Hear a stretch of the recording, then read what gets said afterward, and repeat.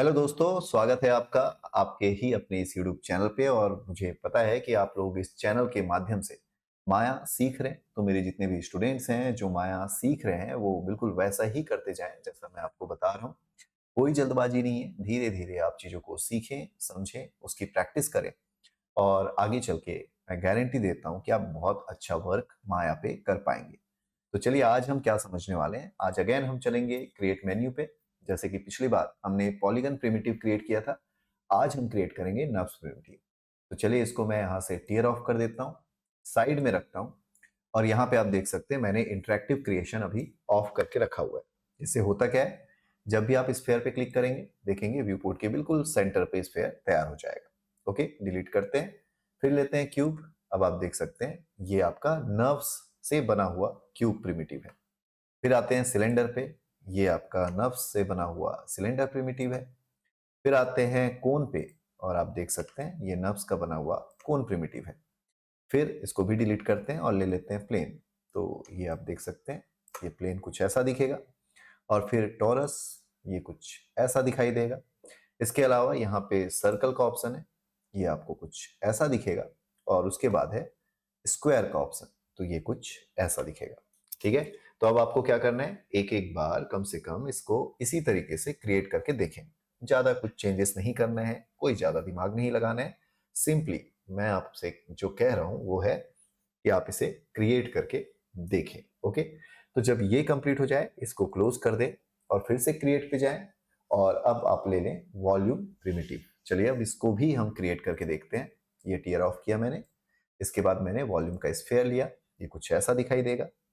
Volume का cube कुछ ऐसा दिखाई देगा और वॉल्यूम का कोन कुछ ऐसा दिखाई देगा। ओके, तो अभी हमने वॉल्यूम प्रिमिटिव भी क्रिएट कर लिया। इसकी भी प्रैक्टिस करें जब तक आपको ये अच्छे से याद ना हो जाए। फिर से चले क्रिएटिव पे और क्रिएट पे जा करके अब ले लें लाइट।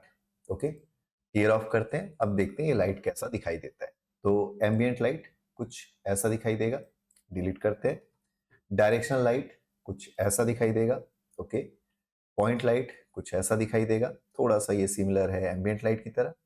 स्पॉट लाइट कुछ ऐसा दिखाई देगा। ओके, एरिया लाइट आपको कुछ रेक्टेंगल शेप में कुछ ऐसा दिखाई देगा। और वॉल्यूम लाइट जो है वो आपको कुछ ऐसा दिखाई देगा। ओके, तो इस तरीके से आप लाइट को क्रिएट करके देखें, बार बार इसकी प्रैक्टिस करें जब तक कि आपको याद ना हो जाए। फिर चलते हैं क्रिएट पे और इसके बाद हम लेते हैं कैमरा।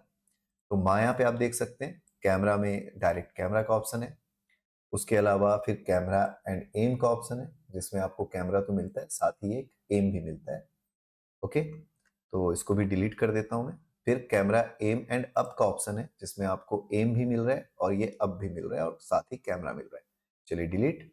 इसके बाद आपको स्टीरियो कैमरा मिलता है, जिसमें आपको कुछ इस तरीके से 3 कैमरा दिखाई देते हैं। इन सारे कंसेप्ट को हम समझेंगे कि इसका मतलब क्या होता है, बस अभी आपको क्रिएट करके देखना है। फिर मल्टी स्टीरियो रिग कुछ ऐसा दिखाई देता है। ओके, तो ये तो हो गए कैमरा जो आपको यहाँ पे मिलेंगे। अभी चलिए इसको भी सेलेक्ट करता हूं मैं और डिलीट कर देता हूँ। फिर चलते हैं क्रिएट पे और इसके बाद आप देखिए कर्व टूल का ऑप्शन है। यहाँ पे आपको क्या मिल रहा है, पहले तो आपको मिल रहा है सबसे पहले सीवी कर्व टूल। अब ये टूल आप लेने के बाद देखो व्यू पोर्ट पे कुछ भी नहीं बना, तो आपको खुद से मैनुअली इसको कुछ इस तरीके से क्रिएट करना है।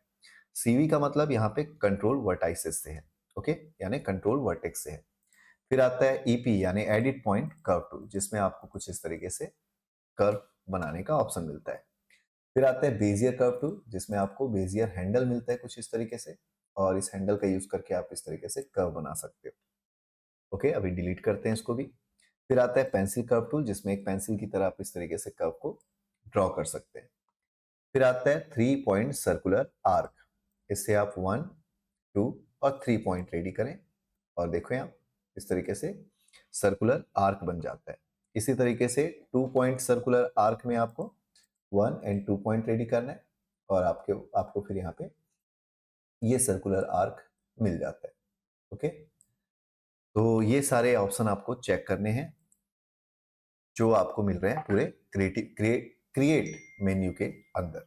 ओके, तो इन सारे ऑप्शन को आपको अभी चेक कर लेना है, कोई ज़्यादा चेंजेस नहीं करने हैं, कोई ज़्यादा प्रैक्टिस नहीं करनी है, केवल इस पे ही आपको लगातार प्रैक्टिस करना है और इंतज़ार करना है अगले वीडियो का, क्योंकि धीरे धीरे हम माया को सीखना है, हमें चीज़ों को समझना है।